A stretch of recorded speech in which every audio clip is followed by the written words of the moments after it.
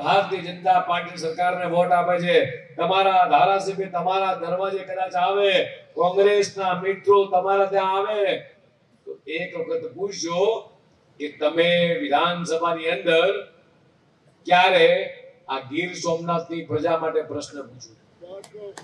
તમારા ધારાસભ્યને પૂછજો, અથવા તમે કદાચ આવો, રાજેશભાઈને કહું છું, ભગાભાઈને કહું છું, તમને વિધાનસભામાં લેતા આવે, તમારા ધારાસભ્ય પેલી મૂંગી માં બેહે એમ વિધાનસભામાં આગળની બેન્ચમાં બેઠા હોય, એક હરફ શબ્દ આખા વિધાનસભાના સત્ર શિવાદિર દરમિયાન એક શબ્દ પોકારતા નથી કે મારી ગીર સોમનાથની, મારી આ વિધાનસભામાં આ વસ્તુની જરૂર છે, આ પ્રશ્ન ઉઠાવતા હોય તો આપણા સાંસદના ધારાસભ્યો અને આ જિલ્લાના પ્રમુખ પત્ર લખે માન્ય મુખ્યમંત્રીશ્રીને કે મારા ગીર સોમનાથના ગામડાઓમાં પ્રશ્ન છે, એની દેખરેખ રાખવાનું કામ, રોડ જેટલા પણ મંજૂર થાય છે, આ રોડ તમારા ધારાસભ્ય ક્યારેય માંગતા નથી.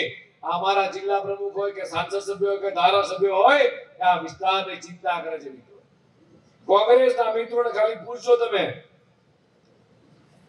કે અત્યાર સુધી 60 વર્ષ સુધી કેન્દ્રમાં તમારી સરકાર રહી, તમે કેટલો વિકાસનું કામ કર્યું?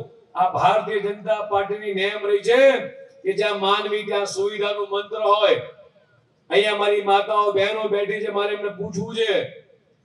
અહીંયા ખેડૂતો બેઠા છે, મારે પૂછવું છે કે તમારા એક વોટની તાકાત કેટલી મોટી છે.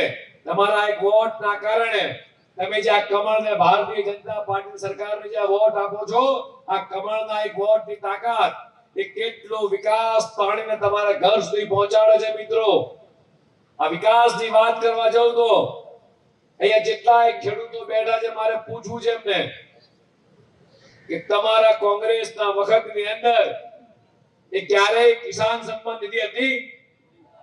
હા કે ના કહો? હતી ભાઈ? આ કિસાન સન્માન નિધિ આપે છે કોણ? ભારતીય જનતા પાર્ટીની સરકાર. આ કિસાન સૂર્યોદય યોજના. અત્યારે જ ન્યૂઝરૂમ ગુજરાતની યુટ્યુબ ચેનલને સબસ્ક્રાઇબ કરો અને ઇન્સ્ટાગ્રામ અને ફેસબુક પર ફોલો કરો. અપડેટ રહો, સત્યની સાથે રહો.